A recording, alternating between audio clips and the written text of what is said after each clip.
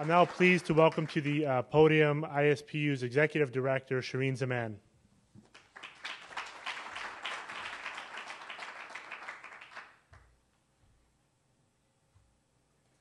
Thank you, everyone. Wow, the lights are bright. It's hard to see, but I want to thank all of you for being here tonight. It's a pleasure to be back in Michigan and to be here with you. We have a number of new faces, which is very exciting, and a number of our longtime supporters. So we're glad that all of you are here.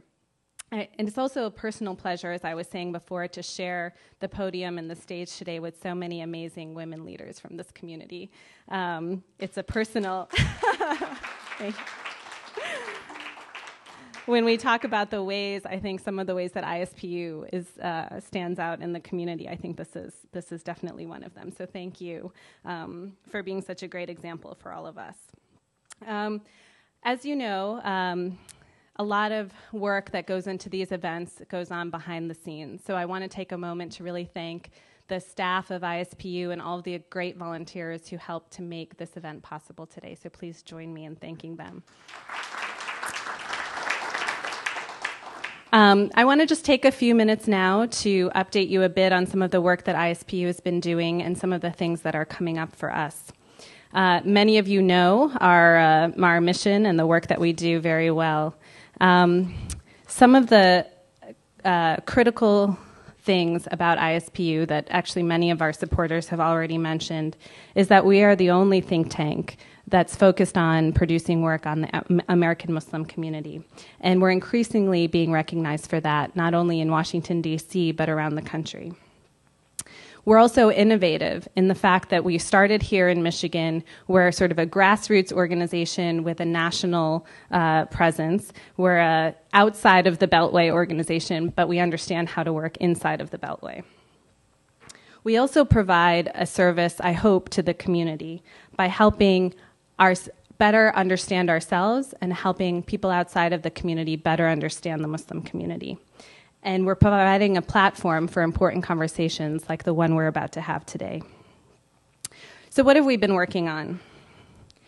As many of you know, Congressman Peter King held hearings in March on the extent of the American Muslim cooperation with law enforcement. ISPU was at the center of efforts to produce analysis on this topic. Our 2004 Detroit Mosque study was cited over and over again as one of the few areas of research on this topic. The director of our Center for the Study of American Muslims, Zarina Grewal, wrote an influential op-ed in the Christian Science Monitor, and many of our other scholars were published in the New York Times and the Washington Post. The change that's been happening across the Middle East. ISPU fellows provided critical insights on the rapidly changing events in the Middle East. We published a report on the U.S. engagement with Egypt by Motaz Fatah, and fellows Fawaz Girgis was called the king of Egypt commentary. ISPU fellows Hisham Halyar and Sahar Aziz spoke at a panel with the Aspen Institute that ISPU co-sponsored in Washington on the changes that were happening in Egypt with a key group of policymakers. We were also at the forefront of the analysis on what Osama bin Laden's death means in the context of U.S.-Pakistan relations, the war on terror, and a host of other issues. ISPU plans to hold an event just in the next few weeks with the U.S. Institute of Peace on Pakistan in the post-9/11 world.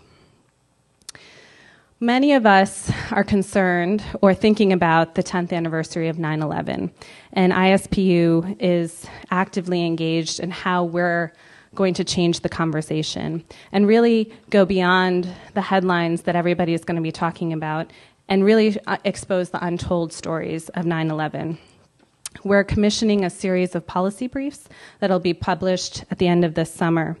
And just a few topics of the issues that we're going to deal with are things like bullying of Muslim children, the impact on philanthropic giving after 9/11, and the use and abuse of presidential power. Other areas that we're going to focus on in those policy briefs are civil liberties and a number of other topics. We're also planning to do a series of events in D.C., in Michigan, and around the country. So as many of you know, there's a national conversation going on about Sharia law in the U.S., And on July 26th, we're doing an event in Washington, D.C. with one of our ISPU fellows and the Center for American Progress on understanding the Sharia ban phenomena. We're also doing an event in St. Louis on understanding Islam's context and place in America. And the conversation about mosque opposition in Park 51 continues. ISPU will be at ISNA this summer with a panel on that topic. So as you can see, we're engaged in the critical issues that are happening now. We're thinking about the issues that are coming down the pike. And we owe so much to all of you who have been involved with the organization and some of you who are just learning about us now. This is a challenging time for the issues that we all care about. But as I've said before, and I'll continue to say, I'm still optimistic, because I know the work that ISPU is doing and that many of you in the room are doing is going to help to slowly but surely shift the debate and allow new voices into the context. So for those of you who aren't already on our email list or following us on Facebook, Twitter, or YouTube, I invite you to do that. And I'm happy now to introduce someone who I admire and look up to ever since I learned about her election.